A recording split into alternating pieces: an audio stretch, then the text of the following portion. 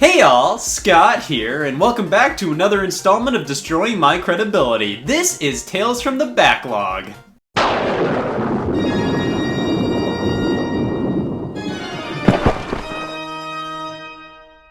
Yes, my favorite method of showing everybody what games I haven't played up until now. I pulled two things off of my shelf to pick from, so let's see what comes off of the backlog first.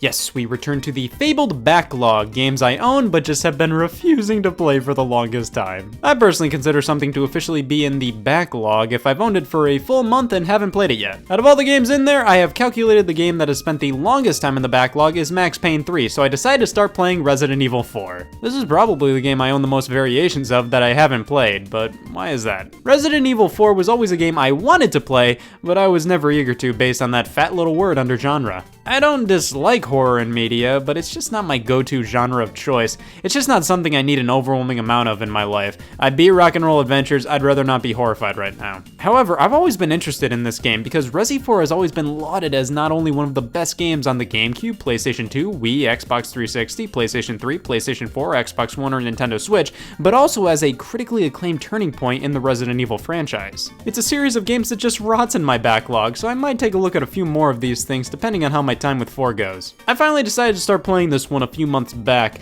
after I talked about my games of the year from 2001 all the way to 2018 and made it clear how I haven't played this, or these. I got a lot of flack from people for not playing some of the best games ever made, so I said, well, f you, I'll show them, I'll play Resident Evil 4. But it's finally time to finish it off, fully form an opinion on this thing, and wipe it from the backlog for eternity. Resident Evil used to be all about survival horror at all different kinds of camera angles, but after the first 3 entries and numerous side games, many of the developers knew something had to change with the series. It was getting kinda still not only for players, but for developers as well.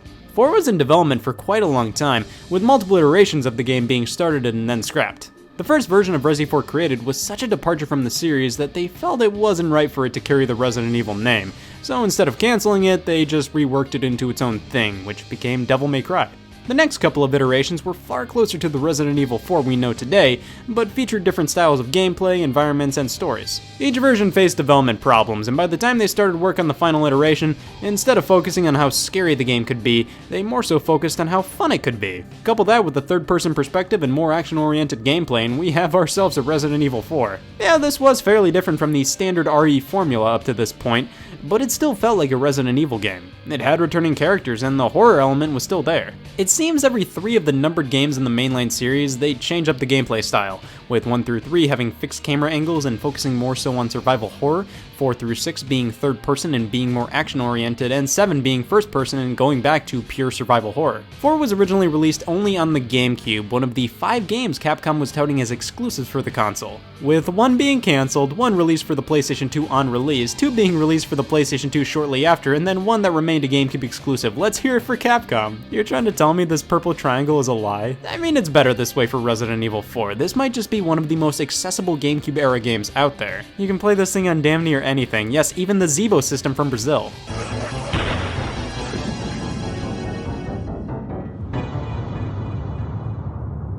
Huh.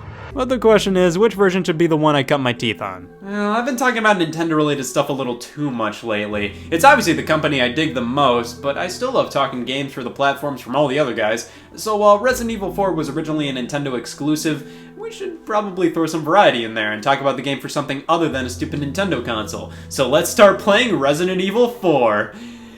Damn it. And this is such a logo. 4 Resident Evil follows Leon Kennedy, who first appeared in Resident Evil 2. Originally a police officer, now a full-blown government agent, his mission is to save the president's daughter, Ashley. But watch out, Leon, there's a cult in the mix. Yeah, she was kidnapped by some cult. They inject people with this garbage virus that turns people into murderous cult members.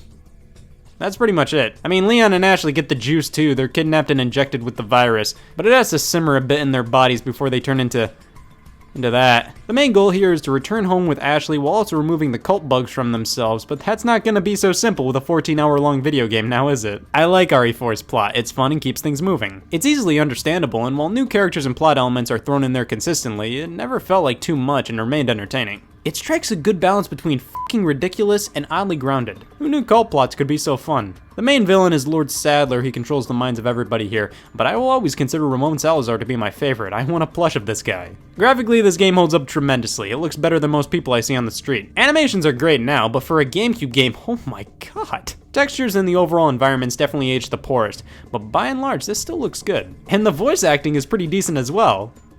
I think. The lines can be so stupid sometimes that I don't know if it's the writing or the voice actor's delivery that was bad, but who cares, I'm having a good time over here. Now, the general gameplay of Resident Evil 4 goes like this. Progress, kill horde of enemies, progress, kill horde of enemies, kill horde of enemies, light puzzle solving, find object to progress, boss fight, progress, kill horde of enemies. Now you see, that sounds repetitive when I put it like that, but really any game would describe that way. I hate Mario because all you do is jump. Blasting hordes of enemies is incredibly fun, mainly because, dare I say, Resident Evil 4 is one of the most well-designed and balanced games I've ever played. It has this giant named El Gigante, that's right, f*** you Max Payne 3. None of the environments are easy to get lost in. Everything is straightforward and understandable without being boring. It's fun to dig around these places, breaking open crates to find hidden goodies, checking out notes left or little details. On normal difficulty, they give you just the right amount of ammo, just the right amount of checkpoints, just the right amount of everything to make the game work so damn well on the first playthrough. Not too hard, not too easy. You can still get stuff done with the amount of ammo they give you, but it's not enough to where you can just shoot wildly without a care in the world. However, there were some parts where the amount of ammo I had leading up to that point made things stupid tight. Like this boss fight with the two El Gigantes. Like, yeah, you dump one of them in the lava, but the other one, Jesus, man. I barely had enough ammo to beat him, and then immediately afterwards when I had no ammo left, I had to go through this area with like 80-something bug guys. Thanks. Now, the gameplay balance is just right, but one thing that does make RE4 more difficult is the control. Yes, the controls are a little clunky and weird here, but I don't think this is a negative with the game, for a few reasons. First, let me get this out of the way. Resident Evil 4 isn't horror, it's horror. This isn't a scary game, it's scary themed. There were only like 3 times where the game either startled me or gave me some chills based on like the visuals or sound design. Like when I broke open a crate and a snake attacked me. I mean, I wasn't expecting that made me flinch. There was this one time near the beginning where an enemy was right around the corner, that kind of made me jump. But then there were the sound effects from the more powerful enemies in the game. You have your standard villagers or henchmen that are just kind of whatever. But then you have the Chainsaw Man, or this guy, the Regenerator. When you hear the chainsaw in the distance or the Regenerator's harsh breathing, but you don't know where they are, that's when this game does horror the best. You feel the sense of dread like, oh man, they're coming. But then the rest of the game is this. So yeah, this game isn't scary, but it creates a sense of tension. The controls are weird by today's standards. You can't move while aiming. You still have tank controls and can only move forward or backwards and swerve left and right. These definitely aren't ideal, but they feel deliberately crafted this way. The controls don't feel dated or like a product of its time because the rest of the game works so well around them. They make each and every enemy counter an adrenaline rush. Things just aren't completely in your favor. Ammo is definitely there, but not ridiculously abundant. Your controls make it so you can't run and gun and just mow down enemies. You could use the shotgun and obliterate your foes, but then you might not have enough shotgun ammo when you really need it in the future. They make a simple enemy more of a threat this way, and with a more action-focused gameplay, this helps retain some of the horror of Resident Evil in a weird way. The controls may feel dated and clunky, but give them some time and it's easy to realize this game wouldn't work nearly as well with more modern and smoother controls. I feel like they would break the game and it wouldn't be nearly as fun or balanced. The controls are definitely one thing I see people dock this game for with the recent re-releases of it. I don't think anybody's wrong for thinking the controls are clunky and haven't aged well. I just personally believe they work in the context of the game. So if the controls aren't bad, what didn't I like about this game? This game has some QuickTime events. Kinda whatever. Like, who cares if you fail them? What, you have to watch 10 seconds of a cutscene all over again? No! I don't really have too big of an issue with them here, mainly because I feel QuickTime events are at their worst when they're just replacing what would be fun portions of the game, if you could actually play them. RE4 just kind of uses them randomly to keep you on your toes. It mainly kind of felt like they had some cutscenes, and they made you press some buttons during them. Not great, but not really an issue to be honest. They don't detract anything at all. If I had anything else to complain about, I will say by the last 2 hours of the game, I was kind of saying, alright, let's wrap this up. Because this game just keeps on going, man. I was just ready for it to end an hour or two before it actually ended. Like, it could have ended plot-wise at like 4 spots in the story, but there's always another villain to deal with, and Ashley keeps on getting kidnapped. Oh yeah, Ashley. Ashley. There were only a handful of instances where she was actually helpful to Leon. Most of the game she's been kidnapped and you're alone, also known as my favorite moments of the game. But when she's with you, my god, now you have to worry about her health bar and her being in the line of fire, damn it! But other than those things, which weren't really major problems, they were just kind of little bits that kind of annoyed me. This is probably one of the best games I've ever played. Like, it was even fun for me to organize my inventory. Why? It's just stupid fun to traverse these environments and kill all these enemies. They knew the perfect time to introduce new bad guys, new weapons, new puzzles. Nothing is ever boring here. It's a blast from start to end, except when I was fighting this thing. It was called It, and Jesus, I died. This was probably why I was ready for this game to end near the finale. Apparently, this game has strong language and violence. Language? I mean, there's some words you might see on CBS from time to time, but nothing you couldn't say in a church parking lot. Violence?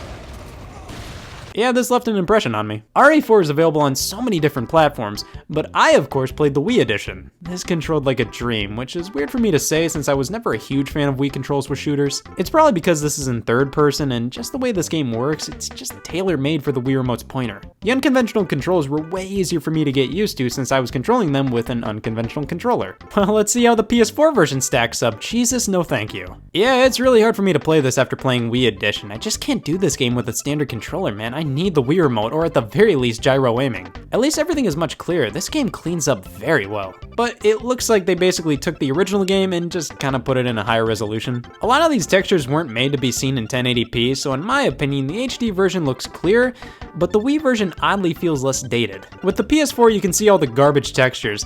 The Wii? Yeah, this version's over 10 years old and in 480p. It's low res, but it's the resolution RE4 was meant to be played in. For good measure, let's check out the original GameCube release, coming on 2 whole discs. Yeah, this is pretty much the controls of the PS4 version with the graphics of the Wii version. Actually, this is a lot smoother. Wii edition looks a lot more pixelated. Weirdly enough, I found the controls more manageable here than on the PS4.